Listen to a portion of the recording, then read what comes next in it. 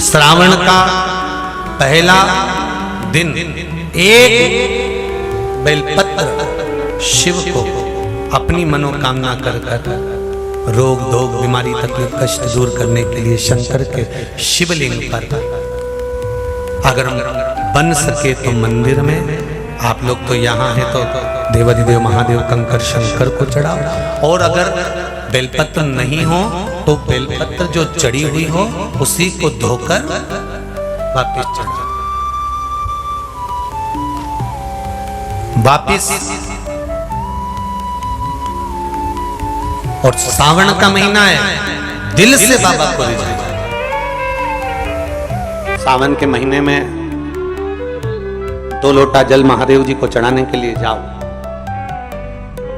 तब 3 चीजें अपने अंदर धारण करना। पहले नंबर का तो 2 लोटा जल जब घर से लेकर जाओ तो जरूरी नहीं कि दोनों हाथों में लेकर जाओ, एक लोटे के ऊपर दूसरा लोटा रखकर दूसरा हाथ से अगर कोई काम हो, पल्लू लेना हो या कोई कार्य हो तो कर सकते। नहीं तो तुम 2 लोटा हाथ में रख लो और पल्लू डाल देना सिर पे, जरा सिर पे पल्लू। अब वो तुम्हारा लोटा हाथ में, वो बेचारा वो भेरू पल्लू, ठीक है, थोड़ा और खींचो ये बाजू का, तो पल्लू वो भेरू ने और खींचाएगा, ठीक है, ये पल्लू हमारा मुंडा में दे दो,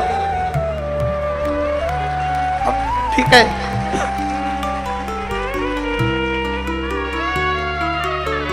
और थोड़ी दूर चली और याद आ गया, ओ बाप, इतने में भेरू ने कहा क्या हो गया, क्या हुआ? वो हमारे फूल माला की पन्नी तो ही रह गई,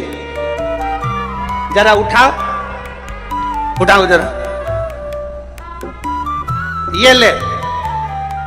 कमर में खोसी दो, खोच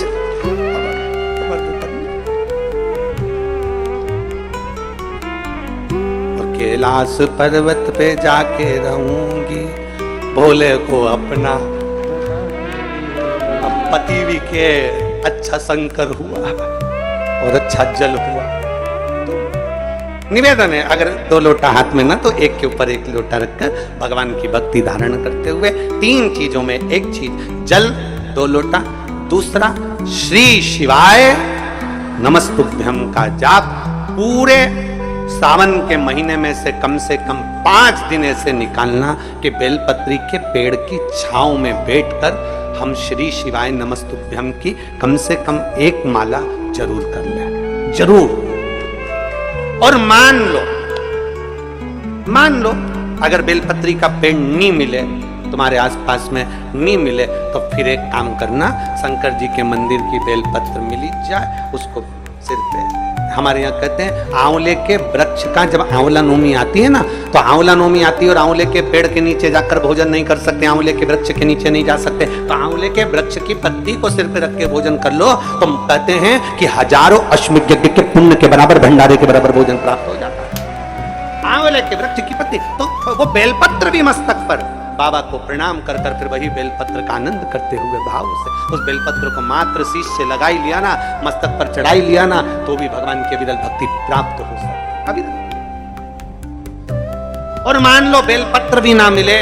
तो बेलपत्री के वृक्ष की थोड़ी सी मिट्टी अपने मस्तिष्क पर लगाकर मस्तक पर चढ़ाकर भी हम जाप कर सकते। बेलपत्र के वृक्ष की मिट्टी का भी चंदन हम